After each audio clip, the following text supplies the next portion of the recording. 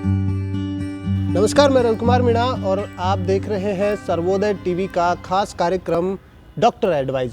Doctor advise में हम आपकी मुलाकात विशेषज्ञ डॉक्टर्स के साथ कराते हैं।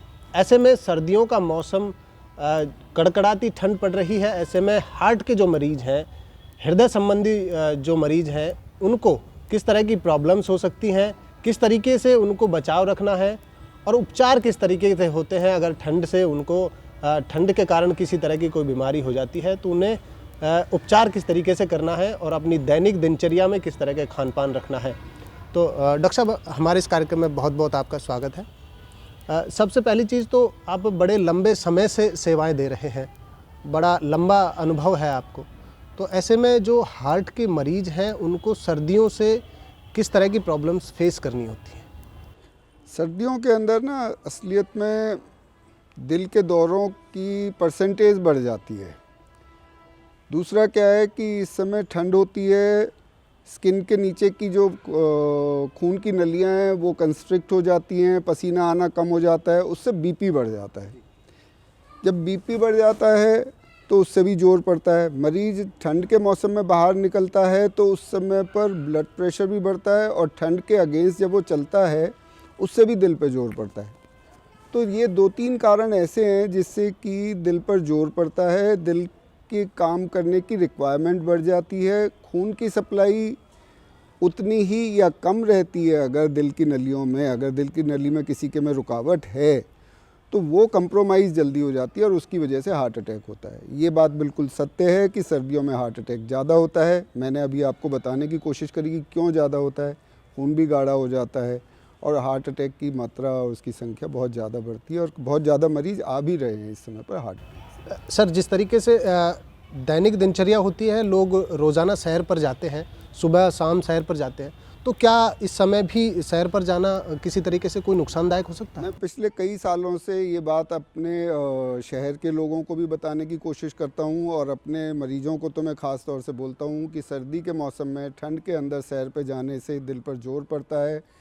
सर्दी के मौसम में सवेरे सवेरे ठंड के टाइम पर सैर पर नहीं जाना चाहिए, बल्कि जब धूप निकल आए, मौसम थोड़ा गर्म हो जाए, तब उस समय पर सैर पर जाना चाहिए। साथ ही ये भी ध्यान रखें कि खाना खाने के बाद में सैर करने से भी दिल पर जोर पड़ता है। खाना खाने के बाद में भी सैर पर नहीं जाना चाहिए, सैर पर जाएं तो खाने से पहले जाएं। कई बार देखने में आता है कि खान पान की वजह से भी कई सारी दिक्कतें सामने आती हैं, तो किस तरह के खान पान को अपनाना चाहिए? देखिए, ये भी एक बड़ा इशू है सर्दियों के अंदर, क्योंकि सर्दियों में खाने की चीज़ें भी इतनी हैं और एक से एक मीठी और खस्ता गज्जक, रेवड़ी, मूंगफलियाँ, ये सब चीज़ें आम तौर पर खाई जाती हैं। हलवे भी बड़े बनते हैं, ठीक है, पकौड़ों का भी बड़ा मन करता है, लेकिन ये सब चीज़ें तो नुकसान करती हैं। तो मैं तो ये कहूँगा कि भाई खाने में अपना मन मत मारो। एक फार्मूला है, वो कहता है कि एक फार्मूला तो कहता है कि सब तरह का परहेज़ रखो और दूसरा फार्मूला है वो ये कहता है कि परहेज़ तो अपने हिसाब से रखो, लेकिन कभी कभी जब मन करे तो सारी चीज़ें खा सकते हो, लेकिन लिमिट में खाओ। आपका हलवे का मन कर रहा है, घर में आपने बनवाया और 2 चम्मच हलवा खा लिया तो उससे कोई आफत नहीं आ रही, लेकिन आप कटोरी से कटोरी भर के खाओगे तो मुश्किल हो जाएगी। ऐसे ही पकौड़े हैं, आपने मान लीजिए 2-3 पकौड़े ले भी लिए कभी कभार, हफ्ते 10 दिन में एक बार, महीने में एक बार, तो उससे कोई आफत नहीं है। लेकिन आप जब खाने बैठे तो पूरी की पूरी प्लेट भर के खा गए और दूसरा फिर दोबारा भी खा गए, तो वो उसमें आपके लिए नुकसान है। डॉक्टर साहब, आपके पास रोज़ाना रूटीन में पेशेंट आते हैं हार्ट से रिलेटेड, हृदय रोगों से संबंधित बहुत सारे पेशेंट आपने ट्रीट भी किए हैं। तो ऐसे में सबसे बड़ी जो समस्या फेस करने को मिलती है एज ए डॉक्टर, तो वो क्या है? हार्ट के पेशेंट के अंदर जो सबसे बड़ी समस्या है वो ये है कि आदमी टाइम पर नहीं आ पाता, उसे समझ में नहीं आ पाती कि मुझे क्या हो रहा है। सर्दी इतनी तेज़ रही, बारिश इतनी होती रही, आदमी कई बार अपनी परेशानी को घर में बैठ कर के बढ़ाता रहता है, ये सोच करके कि मेरे को कुछ नहीं है। एक आम धारणा है कि मेरे को गैस की शिकायत है, किसी को छाती में दर्द हुआ, कलेजे में दर्द हुआ, अब उसे हो तो रहा है हार्ट अटैक, लेकिन वो कहता है मेरे को गैस है, वो नहीं समझ पाता। अब हम पिछले 30 साल से लोगों को बताने की कोशिश तो कर रहे हैं कि भाई गैस की बात कह करके घर में ना बैठे रहो, लेकिन फिर भी असलियत में ये चीज़ ऐसी है कि अगर मान लो आपको और मेरे को भी होने लग जाए तो एक बार को हम लोग भी कच्चा खा जाएंगे। तो मैं ये कहना चाहूँगा कि कोई भी छाती का दर्द है उसे लाइटली मत लो। घबराहट है, बेचैनी है, एकदम पसीने आ गए, वो तो आप सबको पता ही होगा कि छाती में बीच के हिस्से में दर्द हो, बाजू में फैलने लग जाए, घबराहट हो जाए, धड़कन हो जाए, सांस फूलने लग जाए, तो ऐसे में दिल का दौरा हो सकता है। लेकिन कभी पेट में अफारा है, गैस बन रही है, ब्लोटिंग हो गई, तो मैं तो कहूँगा अगर आपको बीपी शुगर की शिकायत है तो इस सिम्टम को भी इग्नोर ना करो, अपना चेकअप कराओ। ईसीजी कराने में कुछ नहीं घिसता, आजकल गली गली में, मोहल्ले मोहल्लों में ईसीजी मशीन है। ईसीजी कराओ अपने डॉक्टर से, किसी भी एक्सपर्ट से ऑनलाइन कंसल्टेशन ले करके डिस्कस कर लो। डॉक्टर साहब, जैसा कि आमतौर पर सर्दियों का मौसम है, तो ऐसे में गर्म चीज़ों का, फास्ट फूड का सेवन बहुत ज़्यादा तेज़ी से प्रचलन में है। वहीं दूसरी चीज़ नॉनवेज का प्रचलन भी है, और साथ ही साथ नशे के भी प्रभाव हो रहे हैं। तो ऐसे में नशे का, नॉनवेज का और जो फास्ट फूड है उनका अगर हम लोग डेली यूजेस में अगर डेली इस्तेमाल करते हैं तो उनका किस तरीके के हमारे शरीर पे और हमारे दिल पर प्रभाव पड़ता है? देखिए, नशा तो दिल के ऊपर डायरेक्ट बुरा असर डालता है। कुछ तरीके का नशा ऐसा है जो कि खुद हार्ट अटैक कर सकता है, कुछ नशा ऐसा है जो कि आपको सिर्फ बेहोश करता है। वो हार्ट के ऊपर इतना बुरा असर नहीं डालेगा जो कि सिर्फ बेहोश करता है, जिसके अंदर की जैसे अफ़ीम है। अफ़ीम का नशा दिल को इतना एकदम बुरा असर डालेगा ये नहीं कह सकते, लेकिन बाकी जो नशे हैं वो दिल के ऊपर एकदम बुरा असर डाल सकते हैं। लेकिन उसके बावजूद भी अफ़ीम का नशा दिमाग के ऊपर बुरा असर डालेगा, परेशान कर सकता है।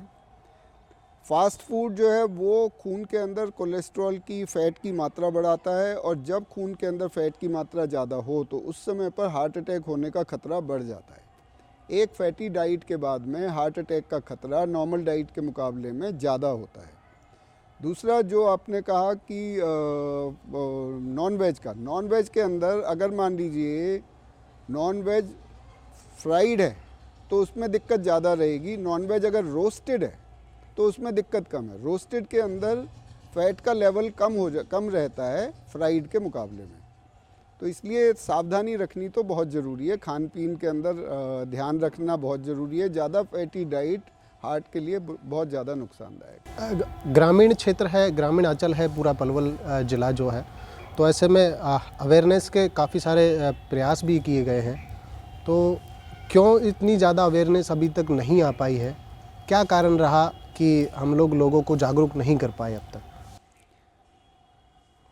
मुझे लगता है कि इसकी एक वजह ग्रामीण अर्थव्यवस्था भी है। हर एक आदमी के पास में हर समय पैसा नहीं होता, ठीक है। दूसरा, हर एक के पास में इंश्योरेंस नहीं है, ठीक है। अब इंश्योरेंस का पेनिट्रेशन बढ़ता जा रहा है, जितना इंश्योरेंस बढ़ रहा है उतना ही आदमी समय से अपना इलाज कराने के लिए आया है। आयुष्मान भारत से भी डेफिनेटली कुछ फ़र्क पड़ा है, ठीक है। आदमी अपनी हिम्मत कर सकता है जा कर के टेस्ट कराने की, दिखाने की, लेकिन उसके बावजूद भी एक बहुत बड़ी संख्या ऐसी है लोगों की जिनके पास में ना पैसा है, ना इंश्योरेंस है, ना आयुष्मान का कवरेज का कार्ड मिल पाया उनको। बहुत से लोग हैं जिनको आयुष्मान का कार्ड नहीं मिला, डिज़र्व करते हैं फिर भी नहीं मिल पाया। ये ठीक है, सरकार लगी हुई है, उनको भी कवर करेगी ही, हमें पूरा भरोसा है। लेकिन पिछले कुछ समय से लॉकडाउन के दौरान और उसके बाद में भी कई चीज़ें ऐसी रहीं जिससे लोगों की माली हालत बहुत ख़राब हुई है। उसके चलते हुए भी बहुत चीज़ें समझ लेता है आदमी, लेकिन उसे इम्प्लीमेंट नहीं कर पाता। तो अभी क्या इम्प्लीमेंट क्या करने की ज़रूरत है? किस तरीके से अवेयरनेस हम लोग अब आगे कर सकते हैं? बहुत सुंदर सवाल पूछा। मैं इसीलिए पिछले जब से ये सेकेंड वेव थी उसके अंदर मैं खुद भी प्रभावित हुआ इस बीमारी से, और उसके बाद में मैंने अपने प्रयास दोबारा से बढ़ाए इस बात के लिए कि लोग अवेयर हों, बीमारी को किस तरह से कंट्रोल किया जाए उसके बारे में।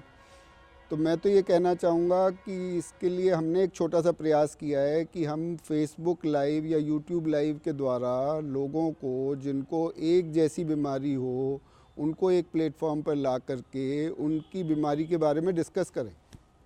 हमने एक प्रयास किया, कुछ सफल कुछ असफल रहा, लेकिन अभी हम लगे हुए हैं इसी चीज़ के अंदर कि जैसे किसी को बीपी की बीमारी है, हम उसमें ये बताने की कोशिश करते हैं कि अगर आपका 160/100 है, जैसे आज ही मैं आपको बताता हूँ कि मान लीजिए आप दवाई ले रहे हैं और आपका बीपी फिर भी 160/100 चल रहा है।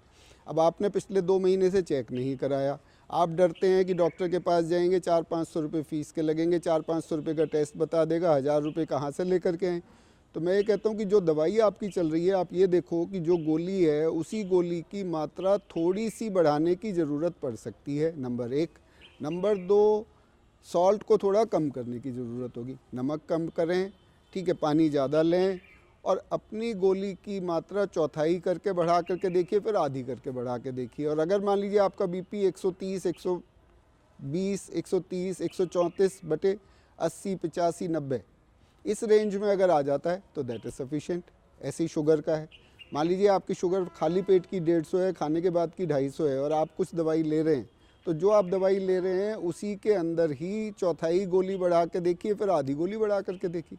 खाली पेट की शुगर 100 से 110 तक आ जानी चाहिए, खाने के बाद की शुगर 160, 170, 180 तक रहनी चाहिए।